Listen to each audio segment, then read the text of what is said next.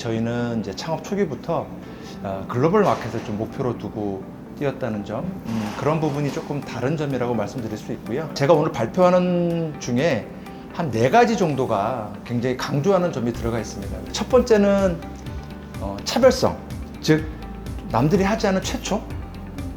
왜냐하면 이제 차별성이라고 하는 거는 그때 당시에는 이제 교통 AI라고 하는 부분들이 약간은 조금 접목하기는 조금 거리가 있었던 부분이고, 그리고 뭐 예측을 통해서 뭔가를 한다라고 하는 부분은 좀 최초였어요.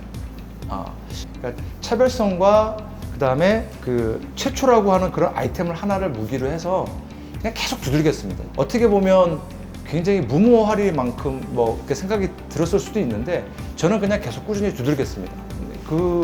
저는 만약에 초기에 창업을 하시는 분들이나 아니면 글로벌 진출을 하기 원하시는 기업들이 있으시면 꾸준히 두들기시되 그 두들기는 분야가 어떤 분야든지, 특히 저 같은 경우는 글로벌 엑셀러레이터 프로그램을 많이 이용을 했어요. 국내에도 많은 엑셀러레이터 프로그램이 있지만 저는 이제 해외의 글로벌 엑셀러레이터 프로그램에 지원을 했고, 그래서 인피니티 랩 같은 경우는 이제 한국 기업이 최초로, 저희가 이 프로그램이 굉장히 오래된 프로그램인데 한국 기업이 참석하기는 처음이라고 그러더라고요. 그 다음에 이제 계속 제가 두들긴다는 의미가, 이제 저는 엑셀러레이터 프로그램을 말씀드렸지만 이런 그 경영대회도 나갔고요. 또 많이 나간 곳이 전시회입니다. 저는 국내 전시회는 안 나갔던 것 같아요. 초창기 때 계속 해외 전시회만 나갔고요. 그래서 계속 그 기업과 커뮤니케이션 하면서 공동 연구를 계속 하자고 계속 제안을 했고, 그래서 이제 중동에 있는 그 현지 기업이 저희와 같이 공동 개발을 시작을 한 거죠. 또 하나 말씀드리고 싶은 게, 백스타 대표는 영어를 굉장히 잘하나 보다라고 생각을 할 수 있어요. 왜냐면 이제 해외 타켓을 두고 막 해외 쪽으로 막 얘기를 하니까 저 영어 잘 못합니다. 그래서 제가 봤을 때는 이런 해외의 공동 협력이나 아니면 해외 글로벌 비즈니스를 하는 데 있어서 물론 영어는 잘하면 좋죠. 그러나 영어를 못한다고 해서 난 해외 글로벌 비즈니스를 못한다는 아닌 것 같아요. 이제 첫 번째가 차별성과 최초가 있었고요. 두 번째 하는 게 두들겨라였고요. 세 번째가 친해져라. 누구랑? 해외 기업 사람들하고. 우리랑 이야기되고 있는 기업이라든지 아니면 현지 같이 공동으로 하려고 하는 기업들의 사람들하고 무조건 친해졌어요. 이 중동 문화가 역시 다른 게, 제가 2년차 넘어가니까 그 대표가 자기 집으로 초청을 하더라고요. 초청을 해서 식사 대접을 하고 자기 식구들을 소개를 하고 그렇게 되더라고요. 보시면 이제 화면에 2개가 보이는데요.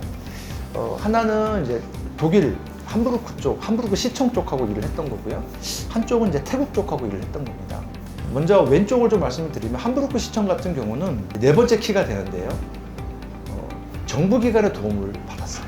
물론 본인이 열심히 하는 것도 중요한데 우리나라는 정말 좋은 나라입니다. 왜냐하면 이런 그 스타트업을 위한 이런 제도가 너무 좋아요. 연구개발특구재단의 이제 글로벌 지원 사업이라고 그래가지고 저희가 이제 그 사업에 어플라이를 해서 했는데, 그때 당시는 이제 제가 나름대로 이제 시장 조사를 좀 해본 결과 교통 예측이라든가 이런 부분들이 또 많이 이제 사람들이 하는 기업도 많아졌지 않겠습니까? 이제 그런 기업들을 보니까 제가 막 찾아보니까 4시간 정도밖에 예측을 못 하더라고요. 최고로 잘하는 기업이. 전 6시까지 예측을 하거든요. 그래서 그 친구한테 그랬어요. 야, 우리는 6시간까지 예측을 할 수 있어. 그걸 시청에다가. 그랬더니 알겠다고. 그래서 미팅을 할 때마다 저는 그걸 굉장히 강조를 많이 했어요. 그랬더니 함부르크 시청에 연락했다고 그러더라고요. 그거 같은 경우는 마찬가지로 이제 저는 이제 카이스트 쪽에서 도움을 받았는데, 이제 저분들이 잠깐 한국에 방문을 한다는 거예요. 저분들을 좀 잡아달라. 내가 가서 만나보겠다. 라고 해서 그분들이 잠깐 다른 업무로 한국에 왔는데 제가 저분들을 만났어요.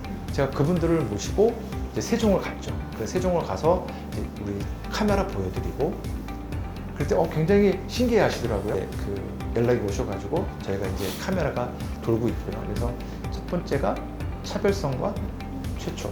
두 번째는 무조건 두들기는 거.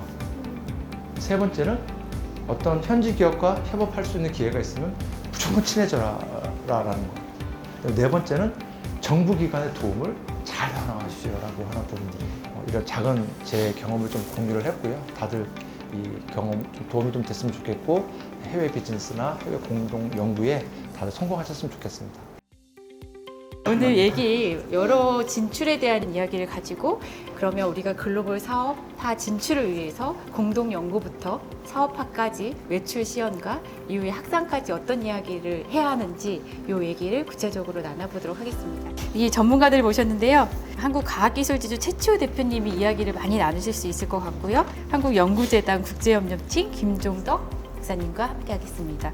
그리고 스태피 과학기술 외교안보연구단의 이명하 박사님 자리해 주셨습니다. 한국은 그런 클러스터 중심으로 혁신 생태계가 만들어지는 부분들, 그다음에 글로벌 경쟁력이 있는 클러스터를 몇 개 가지고 있느냐가 국가 경쟁력이 되는 그런 시기가 돼 있거든요. 그래서 과학기술지주는 그런 R&D를 한 우수한 연구 성과들이 사업화를 통해서 경제 성장이라든지 아니면 신성장 동력을 제공하고 사회 문제를 해결하고 그런 부분에서 성과 부분들이 다시 R&D로 연결하는 그런 쪽의 빅 커넥터로서 또 독보적인 딥테크 컴퍼니 빌더로서의 역할을 하고 있는 곳입니다.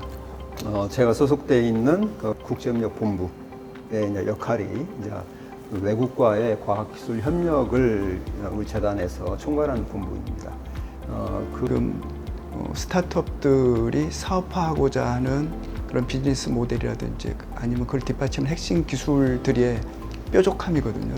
이 뾰족함이 계속 공급이 돼야 되는 부분이 굉장히 중요하기 때문에 혁신 스타트업으로 나온 이 딥테크 기업들이 글로벌 차원에서 선도기관과 협력 연구하는 부분들에 대한 본인의 뾰족함이 글로벌 차원에서 인정받기 위한 그런 노력들이 굉장히 필요한데요. 이제 글로벌 나가기 위해서는 그런 게 연결됐다 하더라도 뾰족함을 증명해야 되고 그 연구팀이 얼마나 잘 구성되어 있는지, 그러니까 쿨 사이언스 같으라고 하는데 멋진 연구를 하고 있는 부분들과 그 연구팀이 잘 구성되어 있다는 부분도 좀 필요할 것 같고요.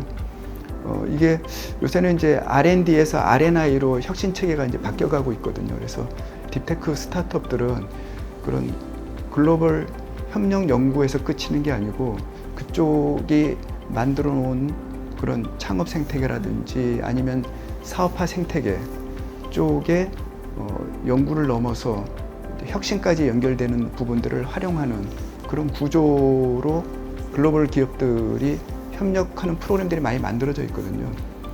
뭐 글로벌 진출 프로그램 또 POC 후에 구매를 연결하는 프로그램들이 주기적으로 돼 있기 때문에 그런 쪽에 타서 나가는 부분들이 필요하지 않을까 이런 생각을 했습니다. 인력은 좀 어떻게 키워야 되나요? 사실은 캠퍼스의 글로벌화가 굉장히 중요하거든요.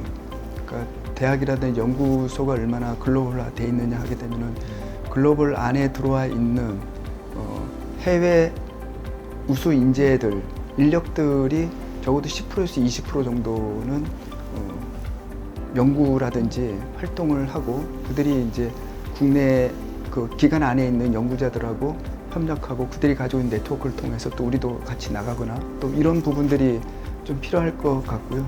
그러려면 그 사람들이 많이 들어오려면은 결국은 정주 여건이라든지 또 안정적 연구비 지원 또 그다음에 그 행정적으로 지원해주는 행정의 글로벌화도 굉장히 필요하거든요. 그래서 그 안에서 글로벌 마인드를 가진 그런 인력들이 양성하는 게 굉장히 중요할 것 같고요.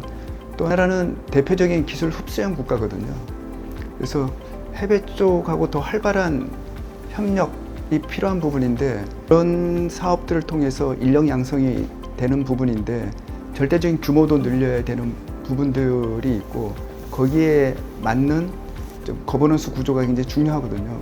아마 이 나라에서는 체를 통관할 수 있는 그런 특별위원회가 뭐 국가과학기술자문위원회라든지 이런 쪽에 있어서 그 정책을 조율할 수 있는 부분들이 좀 필요하지 않을까. 그리고 마지막으로는 국제연구 사업에 대한 그런 성과 부분들이 좀 미흡한 부분이 있다는 부분. 그 부분은 결국은 이제 인력 양성하고도 굉장히 연결돼 있고 또 하나는 성과 부분에 대한 관리 이 부분이 굉장히 좀 중요한 부분인데 그런 부분들이 체계적으로 좀 지원해 줄 수 있는 그래서 장기 관점과 기반 구축하는 부분에도 좀 굉장히 많은 좀 관심과 지원이 필요하다 이렇게 생각이 됩니다. 결국에는 사람 간의 교류를 시작으로 글로벌이 확산이 돼야 되는 거니까 관련된 공동 연구의 트렌드 이슈, 인력 양성 같이 한번 이야기를 청해 보도록 하겠습니다.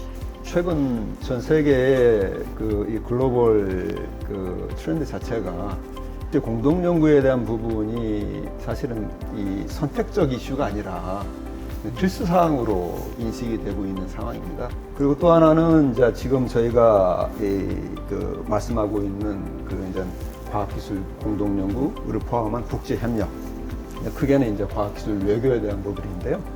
미국 같은 경우는 실질적으로 이제 과학기술 외교 이제 선도 국가라고 얘기를 할 수가 있겠죠. 이제 대표님께서 말씀하셨지만은 이제 모든 이제 과학기술 이 지원 체계가 이 혁신 마지막에 말씀하셨던 R&I 리서치 앤 디벨롭먼트로 끝나는 게 아니라 리서치 앤 디벨롭먼트 앤 I까지 이노베이션까지 연계가 되는 쪽으로 전 세계에 트렌드가 형성이 돼 있어요. 그래서 국제협력도 마찬가지로 그러한 이 국가 혁신 역량을 강화하기 위한 하나의 큰 필러로서 기둥으로서 이제 공동 연구나 연구자 교류나 뭐 외국 간의 어떤 뭐 그런 파트너십들이 다 그런 식으로 흘러가고 있고요. 특히 이제 EU가 가장 대표적인 케이스입니다. EU 2021년도부터 이제 27년까지 이제 호라이즌 유럽으로 해서 추진하고 있는 내용을 보더라도 거기에는 이제 기본적으로 크게 이제 서너 가지가 핵심 포인트인데 이 과학기술 기반을 강화하는 그런 전략, 그다음에 EU 자체 내 멤버 국가들의 이 산업 경쟁력을 강화하는 전략, 지속 가능한 목표, 지속 가능한 발전 목표를 달성하기 위한 전략, 마지막으로 이제 제3국이나 EU 입장에서는 이제 제3국, 우리나라 같은 경우 제3국에 해당되는 거죠. 그리고 또는 이제 뭐 미국이나 이런 제3국과의 협력을 이제 강화하는 그런 전략들이 전부 다 포함이 되어 있습니다. 특히 이제 EU 같은 경우는 협력 자체가 양자 간의 협력보다는 3개국 이상의 다자간 협력을 추진하고 있죠. 이 중국 같은 경우는 뭐 다 아시다시피 중국 제조 2025를 바탕으로 해가지고 이 중국의 이제 10대 핵심 기술에 대한 이 경쟁력 강화를 위해서 일종의 이제 국제 협력을 활용하는 거죠. 국제 협력이 어떤 수단이 되는 그러한 어떤 목표 전략을 추진하고 있고요. 일본 같은 경우는 최근에 이제 과학기술 국제화 전략을 수립을 했어요. 일본이 전 세계에 품격 있는 국가가 되기 위해서 어떻게 소프트 파워 전략을 추진할 것인가가 키워드예요. 그래서 이를 위해서 이 의무교육 단계부터 이 국제 무대에서 이 과학기술 외교를 담당하는 인력들을 키워나가자. 라는 게 핵심도 이제 사업에 이제 그런 것들이 들어가 있어요. 저희 나라 같은 경우도 이제 말씀하셨지만은, 사실은 전에는 과학기술 국제화 추진 전략이라고 있었습니다. 우리 이 나라에서 하고 있는 여러 가지 이제 국제협력 사업들이 있는데, 국제협력 발전 과정에 따라가서 처음에는 초기 단계로 연구자 간의 교류, 방문 연구나 짧게 방문 연구나 교류한다거나 세미나 한다거나 워크숍 한다거나 그런 것들을 저희가 이제 지원하는 부분이 있고, 개인 단위의 공동 연구를 이렇게 지원하는 거 있어요. 그러나 국제협력 예산으로 들어가면 굉장히 왜소해져요.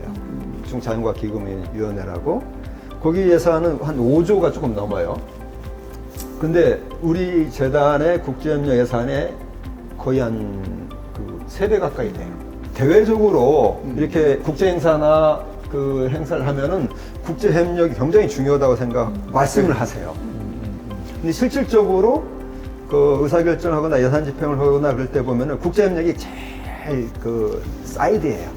근데 우리가 이제 절대 규모도 부족하지만 구성비를 보면 해외에서 유입되는 연구비. 그렇죠. EU가 이제 최근 몇 년 전에 이 로드맵을 만들었는데 우리나라하고 과학기술 협력 이제 EU와 사우스 코리아와 과학기술 협력 로드맵을 만들었어요. 그 중에서 여러 가지 부분에 대해서 굉장히 강조를 많이 해요. EU가 첫 번째, 한국은 최빈국에서 선진국에 대한 유일한 나라다. 그런 부분이 눈부신 경제 발전을 했다는 부분에 대해서 칭찬한 부분이 있고, 과학기술 부분에서 눈부신 발전을 했다는 부분이 있고, 세 번째로 과학기술 인력, 우수한 인력에 대해서 칭찬한 부분이 나와요. 근데 마지막으로 한 가지, 국제 협력 부분에 대해서는 과학기술 혁신 역량에서 가장 취약한 부분이라고 지적을 해요. 예, 이유가 거기와 그 일맥상통하게 우리나라의 그 혁신 지수 중에서 국제협력 지수가 제일 낮아요. 저희 나라도 이제는 위상이 이제 경제력뿐만 아니라 과학기술 외교 이 부분에서도 이제는 글로벌 플레이어로서 전략을 가지고 추진해야 할 때가 아닌가.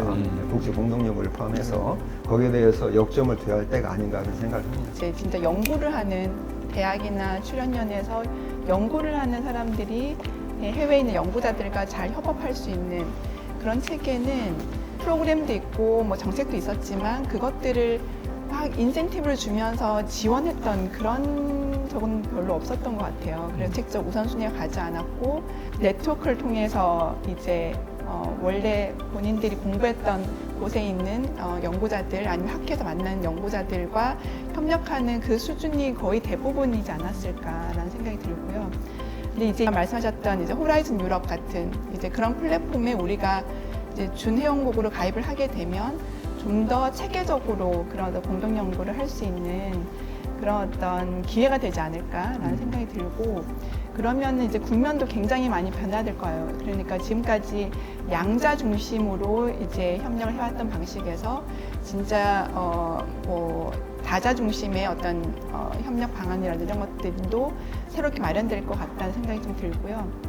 그리고 좀 저는 이제 뭐 인력 관련돼서도 그러니까 해외 연구자들을 우리에게 많이 유치하는 거 굉장히 중요하고요. 그러니까 뭐 그런 정주 여건 그리고 문화적인 어떤 장벽들 이런 것들을 낮춰주는 여러 가지 과학기술뿐만이 아니라 비과학기술적인 어떤 그런 정책들도 당연히 너무나 필요하다 생각이 들고 저는 1년 동안 이제 해외에 있으면서 좀 느꼈던 부분은 그러니까 인재들을 이제 활용하는 방식에서 그러니까 해외에 많이 들여오고 우리나라의 인력들을 또 해외에 보내서 또 더 많이 이제 새로운 경험들을 하게 하고 이런 정책도 굉장히 중요한데 이미 나가 있는 사람들 좀 활용을 잘 해보면 좋겠다라는 생각이 좀 들더라고요. 1년에 한 번씩 이제 EKC라고 해서 유럽 과학자들과 협력하는 그런 이제 행사가 있는데 그런 행사에 가봤을 때 제가 받은 느낌은 우리나라 과학자들이 굉장히 많이 포진돼 있어요. 뭐 미국도 마찬가지고 유럽도 마찬가지인데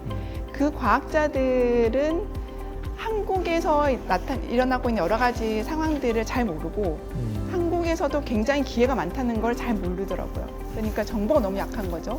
그러니까 그런 어떤 과학자들이 어떻게 보면은 우리 어떤 그런 작은 허브가 돼서 그 국가의 다른 우수한 과학자들과 연결시키고 공동 연구를 할 수 있는 그런 어떤 교두보 역할을 할 수 있을 것 같은데 그렇게 이제 지원해주는 사업도 있고 하긴 하지만 여전히 우리가 그 해외에 있는 인재들을 잘 활용하지는 못하고 있지 않을까. 그들의 어떤 수요에 비해서 그들은 이제 굉장히 많이 한국과 더 많이 협력하고 한국의 과학기술이 발전되길 원하지만 그런 부분에 있어서 여전히 우리가 지원해주는 부분들은 좀 약하지 않을까라는 생각이 좀 들어요. 공동 연구를 하기 위해서 필요한 여러 가지 계약 조건이라든지 주의해야 되는 사항들에 대해서 그 지원하는 인력들도 굉장히 많은 어떤 지식도 있어야 되고 경험도 있어야 되거든요. 근데 그런 부분에서 아직까지도 좀 부족한 부분이 있지 않을까 이런 생각이 좀 들었습니다. 리서치 시큐리티라고 하는 부분들이 그런 부분까지도 우리가 또 준비해야 되는 부분이라고 생각이 들거든요. 그러니까 기술을 부정하게 사용한다던가 공동 연구를 활용해서 성과를 탈취한다던가 이런 것들에 대해서 굉장히 이제 우려스러운 부분들이 있고 거기에 대한 준비를 해야 된다라는 부분들이 국제사회에서도 많이 논의가 되고 있는 부분이에요. 그래서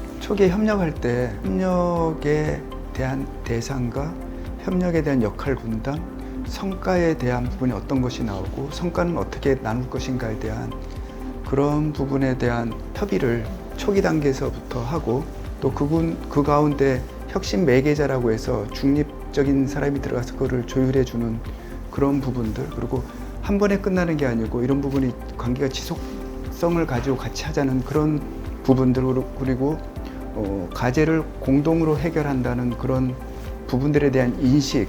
그래서 초기 단계부터 세팅하고 들어가야 되거든요. 근데 이제 정부에서 세금으로 R&D 연구비를 줘서 혁신에 대한 동력을 만드는 것도 중요하지만 세제를 통해서 혁신을 유인하는 것들이 해외 선진의 경우 그렇게 가거든요. 기술 이전 세제 쪽에 더 많은 혜택을. 그래서 부동어가 이렇게 돼야 되는데 우리나라는 지금 거꾸로 이렇게 되고 있거든요. 근데 경쟁국은 그렇지 않거든요. 그런 협력 연구한다든지 아니면 기술 도입하는 더 많은 인센티브를 주는데 일본도 보게 되면은 그런 오픈 이노베이션 세제라고 해서 스타트업들 하고 대기업들이 협력할 때 세제가 가장 크고 거기에 추가를 얹혀주는 거예요. 그 다음에 대학하고 연구소 할 때, 그 다음에 이제 세제가 이제 그 다음 단계고, 그 다음에 같은 기업끼리 하는 부분들 쪽에서 세제가 좀 이렇게 지금 가고 있는 그 부동어에 대한 방향을 바꿔줘야지 좀 더 기업들이라든지 혁신주체들이 대학이나 연구소와 같이 더 많은 협력을 하게 되고 거기에서 어떤 컨센서스, 문화 이런 부분들이 좀 더 만들어지고 그게 좀 장기적으로 가야 되는 부분이 아닌가라는 생각이 들고요. 또 국제협력을 해서 어떤 부분의 편익을 우리한테 줬느냐에 대한 입증을 해야 되는데 그런 부분들이 약한 부분이죠. 그러니까 기술 이전된 건도 국제협력을 통해서 나온 성과를 가지고 기술 이전이 돼서 기술료로 발생한 건도 너무 미미하다. 그때 국제 공동 연구를 통해서 논문에 대한 부분이 있는데 특허 확보하는 비율들이 너무 부족하다. 이제 이런 부분들에 대한 부분이 좀 전면적으로 드러나고 이런 부분들에 대한 그 논의가 또 활발하게 되면 그렇게 말씀하시는 그런 어려움들이 좀 더 극복되지 않을까 생각을 합니다. 국제협력을 통해 가지고 그 성과나 아웃풋이 이게 단기적으로 이렇게 나오는 게 아니잖아요. 사실 국제협력 그 자체가 사실은 성과예요. 왜 그게 자체 성과냐면은 그 우수한 연구진들과 협력하면서 우리가 학생들을 거기서 교육시키지 않습니까? 네, 그쪽에서 이 훈련도 받고 연구 교류하면서 서로 정보 교류하고 그래서 좋은 아웃풋가 나중에 나와요. 물론 국제협력을 통해 가지고 얼마 안 있어 가지고 단기적으로 성과가 나올 수가 있어요. 그런 경우는 어떤 경우냐면은 그 두 팀 간에 사전에 그 과제가 시작하기 전부터 이미 협력이 축적돼 있었던 거예요. 국제협력은요, 성과는 이게 간접적이에요. 그 파급 효과가. 예. 근데 간접적이지만은 그 임팩트가 굉장히 커요. 세계적인 취향이 단독 연구는 계속 이제 그 방향이고, 국내 연구는 이 상향이고, 국제 협력 연구도 그쪽으로 좀 상향을 하고 있어요. 그래서 이렇게 분석을 해봤더니 상위 이제 임팩트 팩터가 높은 탑 10 저널을 분석을 해봤더니 국제협력, 국제 공동 연구에서 나온 그 논문의 그 비율이 3배가 높아요. 그만큼 이제 국제 공동 연구에 의해서 나온 어떤 그 퀄리티가, 연구 결과 퀄리티가 이제 학술적으로나 아카데믹거나 이제 여러 가지 측면에서 이제 퀄리티가 높다는 거죠.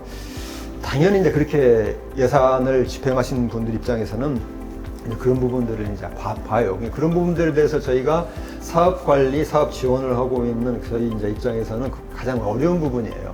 그와 함께 제가 좀 강조를 드리고 싶은 부분은 이제 그 협력을 하는 그 당사자들을 잘 매개하고 그런 것들 중재해 줄 수 있는 그런 인력이라고 해야 될까요? 코디네이팅 할 수 있는 그런 어떤 조직이든 인력이든 좀 필요하지 않을까 생각이 듭니다. 그래서 우리나라도 굉장히 그런 엑셀러레이팅이라든지 클러스터라든지 이런 것들이 굉장히 발달을 해 있는 상황이긴 하지만 이제 전담할 수 있는 그런 인력이 있다면 그런 협력에서 나타날 수 있는 여러 가지 시행착오들도 좀 더 쉽게 극복될 수 있지 않을까 이런 생각이 들었고 그게 이제 인력이든 아니면 조직이든 이런 부분들은 여러 가지 상황에 따라 달라질 것 같아요. 글로벌 비즈니스를 하고자 하는 벤처기업들이나 중소기업들 같은 경우는 그런 그 정부의 그런 메커니즘들을 잘 활용을 해서 그 비즈니스 컨설팅을 받는 것들이 굉장히 도움이 많이 될 거예요. 우리나라 그 과학기술 국제협력, 과학기술 외교하는 데서 가장 큰 문제점이 있어요.